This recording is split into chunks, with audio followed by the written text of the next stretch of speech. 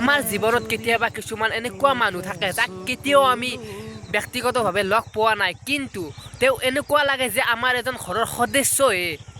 আৰু বহুত সপোন আছিল যে তেওঁক একদিন লগ ধৰিম আৰু তেওঁৰ লগত কথা পাতিম। হয়, মই ক'বলৈ যাওঁ সেইজন মহাপুৰুষৰ কথা, যিজনৰ গীত আমি সৰু থাকোঁতে ৰেডিঅ'ৰ পৰা আৰম্ভ কৰি আজি হেডফোনলৈকে একে কণ্ঠ, কিন্তু প্ৰতিভা বেলেগ।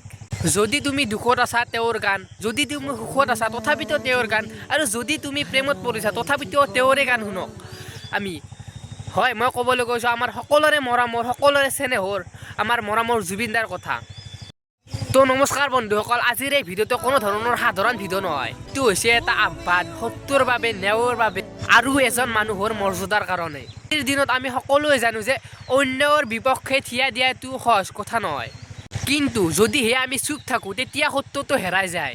জুবিন দা কেৱল মানুহ নহয়, তেওঁ হৈছে এজন প্ৰতীক, আৰু তেওঁৰ নিচিনা মানুহ এজনে আজিৰ দিনত ন্যায় পোৱা নাই। কিন্তু যদিহে আমি জুবিন দাৰ এই কেছটোক লৈ আমি আজি মাত নামাতোঁ, তেতিয়াহ'লে আমাৰ লগত কেতিয়াবা এনেকুৱা হ'লে আমাৰ হৈ কোনে মাত মাতিব? যদিহে আমি জুবিন দাৰ আজি অন্যায় দেখি যদি আমি মাত নামাতোঁ, তেতিয়াহ'লে আমাৰ লগত কেতিয়াবা এনেকুৱা ধৰণৰ ঘটনা ঘটিলে আমাৰ হৈ কোনে মাত মাতিব? চা ভাই, ন্যায়ৰ বাবে মাত মাতাটো অপৰাধ নহয়, এইটো হৈছে আমাৰ দায়িত্ব বা আমাৰ এজন মানুহ হিচাপে বা এজন বন্ধু হিচাপে।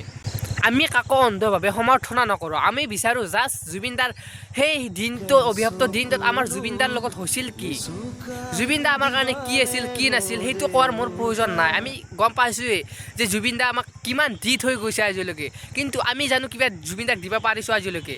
আনকি জুবিন দাক ন্যায়খিনি দিব পৰা নাই এতিয়ালৈকে। আজি মই এই ভিডিঅ'টোৰ শেষত আপোনালোকক এটাই কথাই ক'ম যে ন্যায় এজন মানুহৰ বাবে নহয়, ই আমাৰ সকলোৰে বাবে।